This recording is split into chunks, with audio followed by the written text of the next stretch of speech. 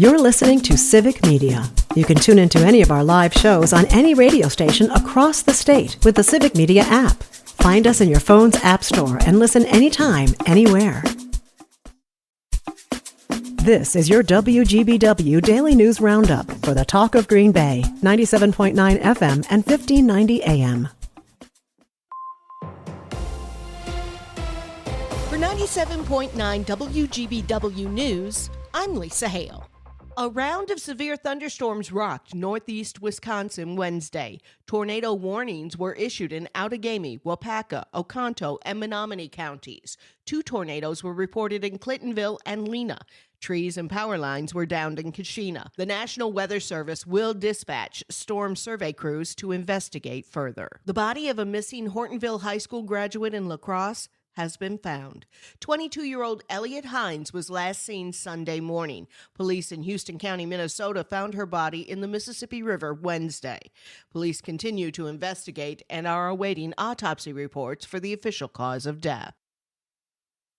The buildings at the former Badger sheet metal site are coming down. This week, Green Bay Mayor Eric Genrich and other community leaders kicked off the demolition to make way for a new fire station, something that Green Bay Metro Fire Chief Matthew Knott says is a long time coming. This is going to replace 2 buildings that we have that are currently 100 years old and 88 years old. Both of those buildings have numerous challenges, as you could imagine, from being structures that old. This brings modern safety features, modern equipment, and really things that make our firefighters work much easier and much safer in the long run. So very excited about this project. The development on South Broadway near the Shipyard District will transform a 5.25-acre brownfield site into a vibrant mixed-use development featuring the new Green Bay Metro Fire Station, 85 affordable housing units, and ground floor retail space. The publicly owned Green Bay Packers saw a 10% increase in revenue for the fiscal year ending in March of 2025. However, net income dropped by $12.5 million. CEO Mark Murphy says the discrepancy stems from a decline in non-operating income, which includes things like investments. Months after emerging victorious in the most expensive state Supreme Court race in American history, Justice-elect Susan Crawford is finally set to be sworn in. Crawford will officially take her seat on the court for a 10-year term on August 1st, with a ceremony in the state capitol rotunda at 4:30 p.m. Her victory in the April election preserved a 4-3 liberal majority on the state's highest court. State Appeals Court Judge Chris Taylor has announced her candidacy for the 2026 election, which could further solidify the liberal majority. A Wisconsin farmer is slamming efforts underway to protect the weed killer Roundup.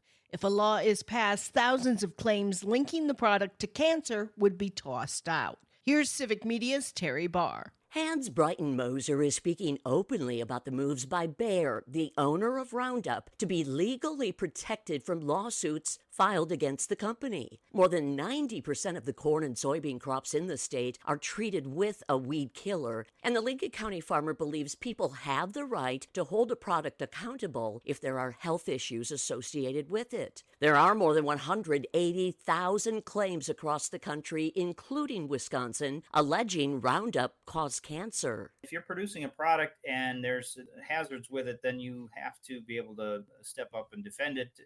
But to try and change the rules on how the referee operates so that you don't have to defend it is total BS, and we should be calling BS on that.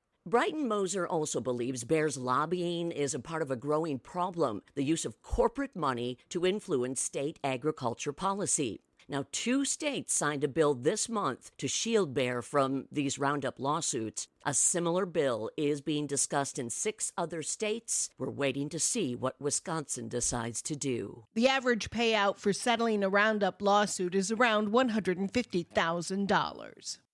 U.S. Transportation Secretary Sean Duffy was at the EAA AirVenture in Oshkosh this week, where he said the recently passed Big Beautiful Bill includes $12.5 billion for modernization of the Federal Aviation Administration's air traffic control system. Duffy said that will include updating the FAA's telecom system and replacing aging radar. Duffy, a former Wisconsin congressman who's also serving as interim director of NASA, also announced a new FAA rule that removes what he called outdated regulations that have impeded innovation and safety in the recreational light sport aviation sector. Speaking of EAA, our Brittany Merlot is on the grounds. It's AirVenture Week in Oshkosh, and EAA stands for Experimental Aircraft Association, which means building your own plane. Built by individuals for education and recreation, it's called home built. Then I decided I wanted to go faster, and so I decided I was going to build this. That's Kent Ingram. He's from Nebraska and started flying back in '82 while he was still in high school between his junior and senior year. Now his bucket list is fulfilled. He built his own airplane. I'd always wanted to build one. I'm very mechanically minded, and Purchasing his kit from Rands, about 90 miles away from him, he started building it during COVID in 2020. an airplane's just like a house. You make it look like a house really quick, but then the finished work takes a long time. And anytime you do something like an airplane project, it's just like going to college you're just intensely learning on a project of how the system, and I have a brother that's an A&P, so I'm pretty familiar with it, but still did a lot of learning and building, and it's just, I like hands-on stuff. Yeah. A lot of work, time, and money. I asked him, was it worth it? Actually, the most difficult parts is the electronic, the panel part, because I'm flying a PA-11 Cub, which has a airspeed indicator and a compass and an altimeter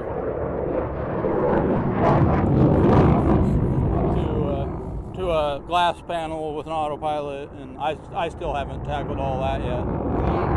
A Texas music nut. He said he'll be headed south soon with it. It's a lot of fun. It'll be a good traveling airplane. Hosting plenty of home-built exhibits right here in Oshkosh this week. I guess it's retirement eventually. For Civic Media News, I'm Brittany Merlot. I'm Lisa Hale, 97.9 WGBW News. For news anytime, log on to WGBW.FM. The Brewers coming home. Hi, I'm Mike Clemens with sports. Baseball, a good West Coast trip for the Brewers, winning 5 of their 6 games. Yesterday, 17 hits in a 10-2 victory over the Mariners. Bryce Terang went 3 out of 5 with 3 runs batted in. Manager Pat Murphy. Terang, responded with some hits, and a lot of good performances. Ortiz really good, played good defense, relentless, kind of stayed with it, scored in a bunch of different innings.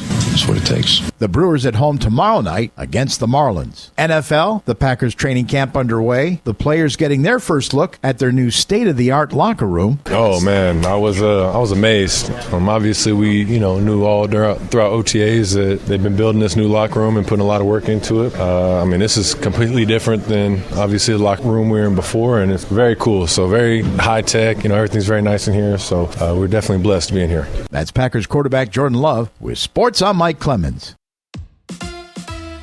The music industry is mourning the death of Ozzy Osbourne. Tributes from fellow musicians, including his former band Black Sabbath, the band Osbourne helped found, but was also asked to leave due to substance abuse issues in 1979. Osbourne later joined the band for reunion tours about 10 years ago, and they played together just a few weeks ago, which was Osbourne's final show. Ozzy passed away Tuesday at the age of 76 after struggling with health issues for years. More music news. Stevie Nicks and Lindsey Buckingham are obviously up to something. Last week, they both posted on Instagram the lyrics to the song Frozen Love, with Nicks posting "And If You Go Forward" and Buckingham finishing the lyric "I'll Meet You There." Speculation, according to Yahoo Entertainment, is that they are re-releasing Buckingham Nicks, their album from 1973, a prior work to them joining Fleetwood Mac. More rumors have been fueled now that a billboard is up on Sunset Boulevard near the studio where the album was recorded. Subtle stuff. Another potential big-time blockbuster hits the big screen this weekend at your local theaters. Fantastic Four: First Steps is the latest mega movie summer release, and reviews are pretty good. The film, which stars Pedro Pascal, Vanessa Kirby, and the Bears' Ebon Moss-Bacharach, is currently pulling an 87% certified fresh rating on Rotten Tomatoes. If you're wondering about the plot, well, I don't want to spoil it, but let's just say there's a lot of superhero-type stuff happening. If you're tired of franchise or superhero films and want a good scare, you have 2 options this weekend. The first has only 1 review, and it is negative. It stars Pete Davidson, and the early buzz is it wouldn't surprise me if the movie poster read, "Don't get your hopes up." The second is called Together, and it is pulling a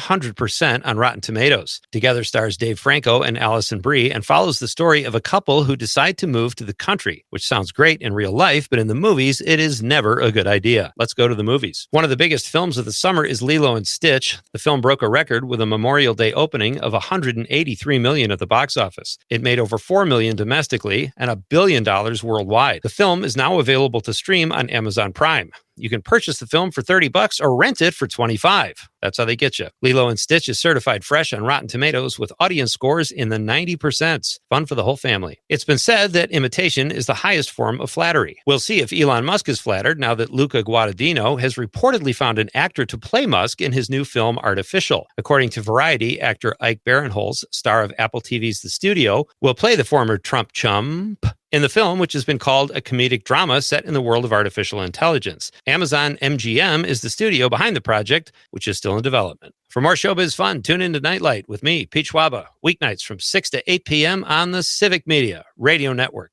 Partly to mostly cloudy with scattered showers and thunderstorms today. Our high right around 84 this afternoon. Tonight, 65. Tomorrow, partly cloudy, 83. The heat and humidity will return with 80s to low 90s by the weekend and a few scattered thunderstorms, especially on Saturday. I'm meteorologist Sean Cable. Currently at 74.